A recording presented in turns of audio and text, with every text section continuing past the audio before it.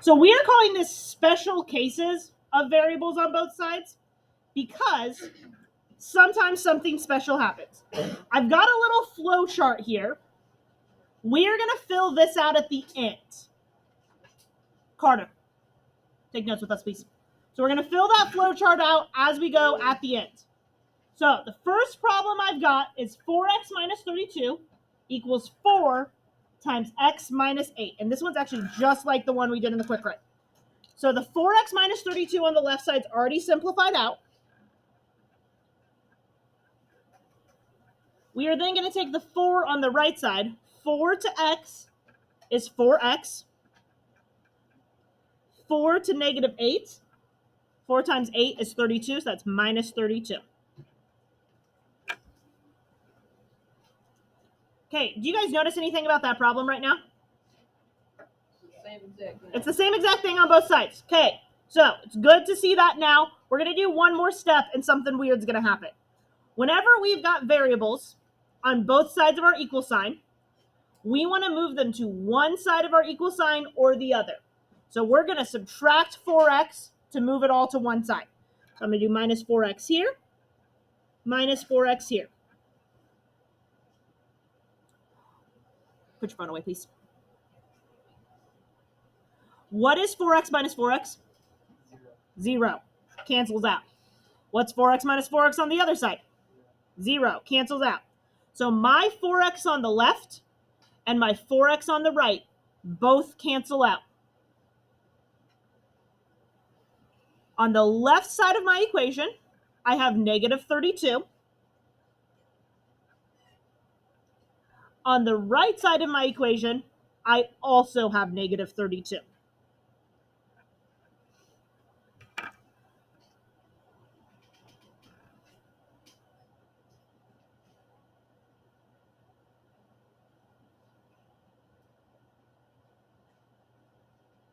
If your variables cancel out and you are left with a statement like this, you have to decide whether that statement is true or false.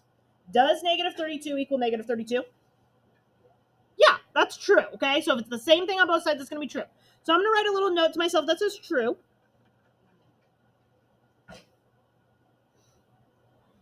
And then I don't have to do any more solving because there's no x I can solve for. But what is true is that I have an infinite number of solutions. So your answer on this one, you're going to do that work to show that it cancels out, and then you're going to write down that you have an infinite number of solutions. So you can write infinite solutions, and I always just abbreviate solutions to SOL. You can also use an infinity sign if you want to write infinite solutions. An infinity sign is just a sideways 8.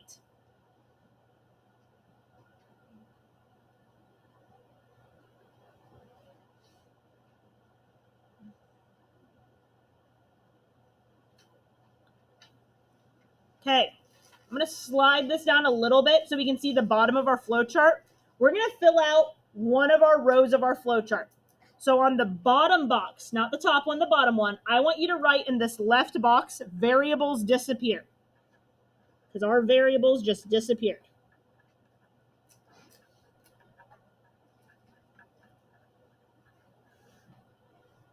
Then, in the top arrow, I want you to write the word true. If your variables disappear and you are left with a true statement, then that means you have infinite solutions.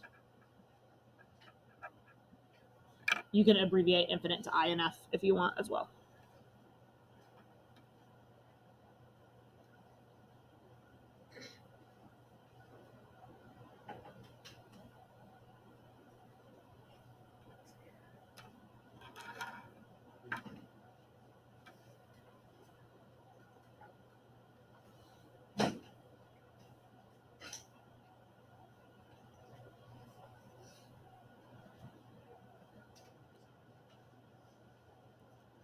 Hi.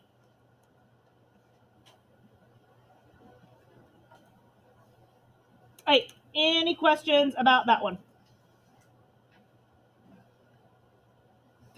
We're going to move on to the next one then. So this problem here.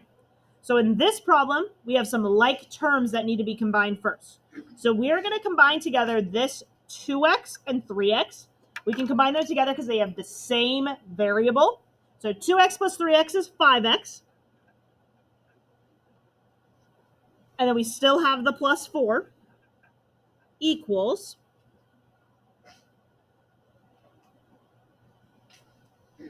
On the right side, we combine together the 7x and the minus 2x. 7x minus 2x is 5x.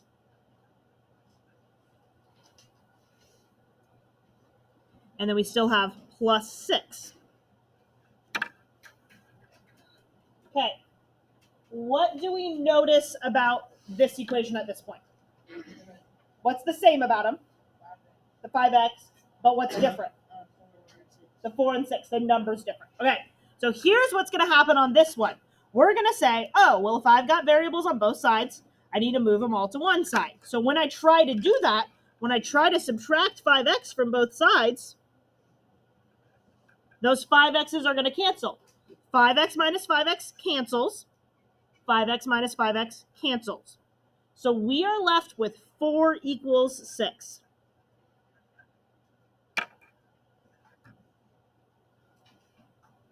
Does 4 equal 6? No. That is a false statement.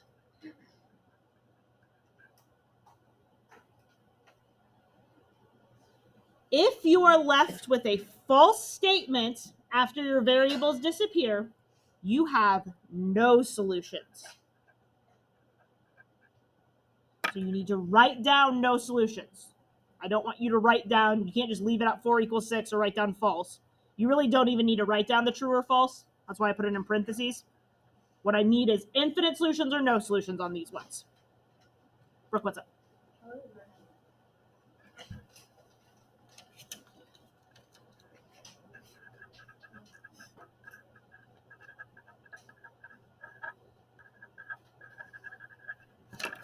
Did you take the lecture with you? Okay, here's a copy of the assignment in case you don't need that copy. Okay.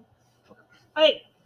So, filling out the rest of this table, this bottom arrow is for if our variables disappear and we're left with something false, then that means we have no solution.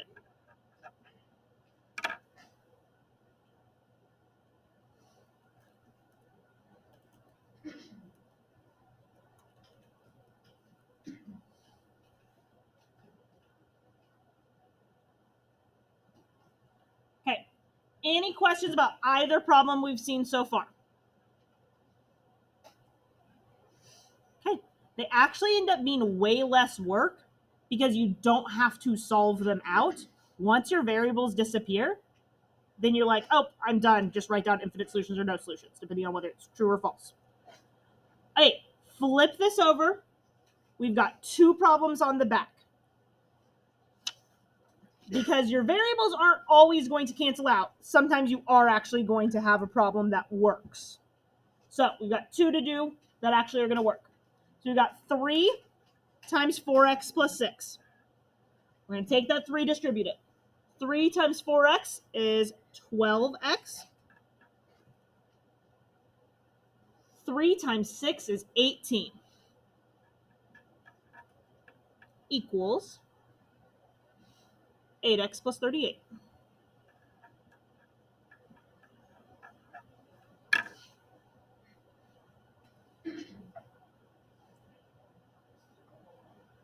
It is.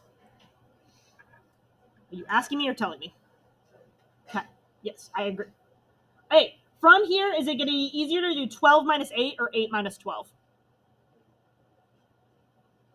What's going to give us a positive? 8 minus 12 or 12 minus 8? 12 minus 8 will give us positive. So we want to subtract 8x from both sides. If you do it the other way, you'll get the same answer. You'll just have to deal with the negative.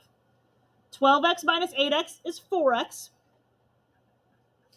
plus 18.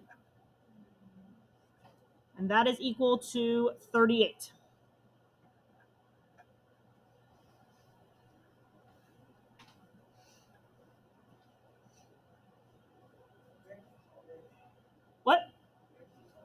Yes. And then we are going to keep solving. So unless your variables disappear, you do have to keep solving.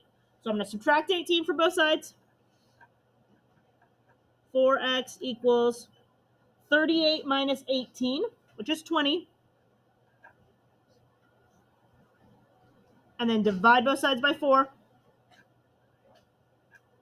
We get x equals 5.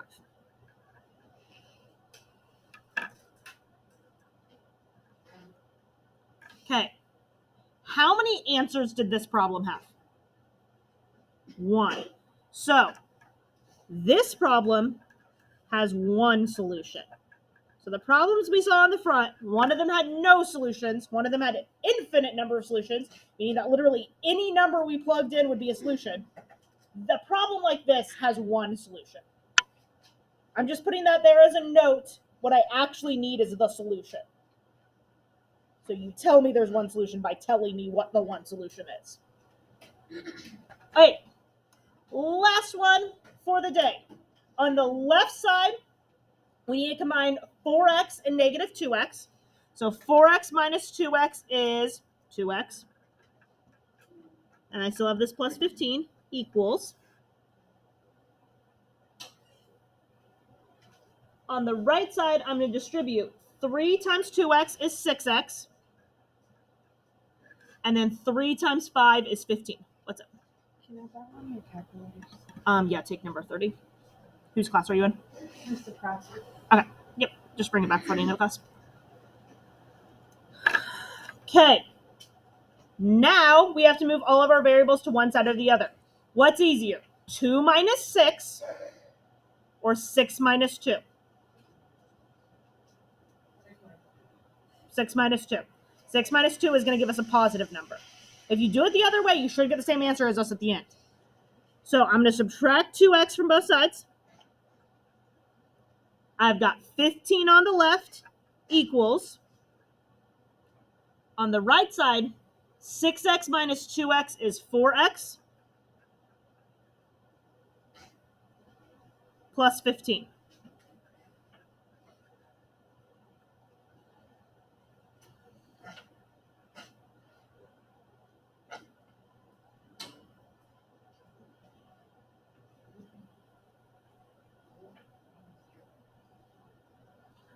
Okay, then we're going to keep solving.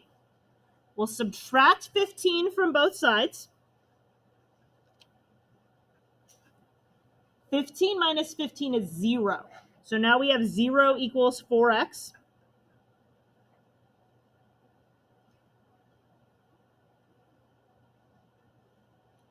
And then we can divide both sides by 4.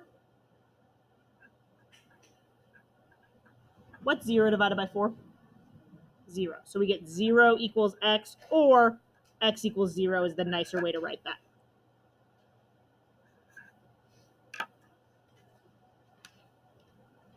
Okay. I put this question on here on purpose so that I could ask you the question I'm about to ask you right now. And then we still have to fill out the flowchart on the front too. How many solutions does this problem have? 1. This problem has 1 solution. What is the 1 solution? 0. So it has 1 solution.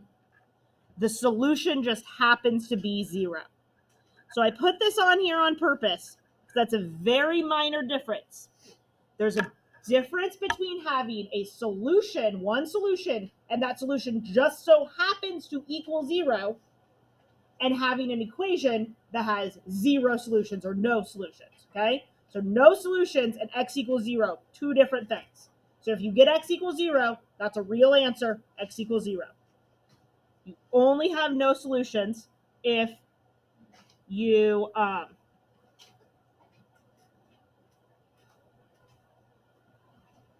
only have no solutions if, words I'm trying to say,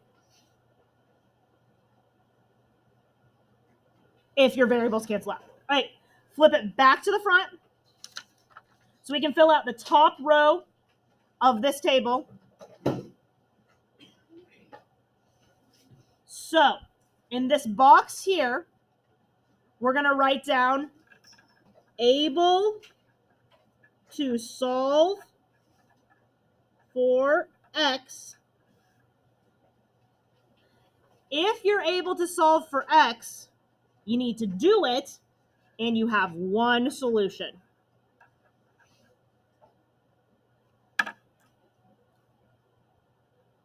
So now you've got a little flow chart of the 3 possible things that can happen.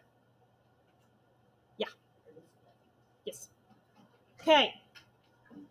Go ahead and glue these into your notebooks. You can fold here. The table's so dirty right there. And then glue here. Now let me zoom out so you can see. If you glue here, then you'll be able to see that flowchart on the front, flip up to see the examples on the back. Okay. You guys are going to have an assignment. The assignment has 9 problems on it.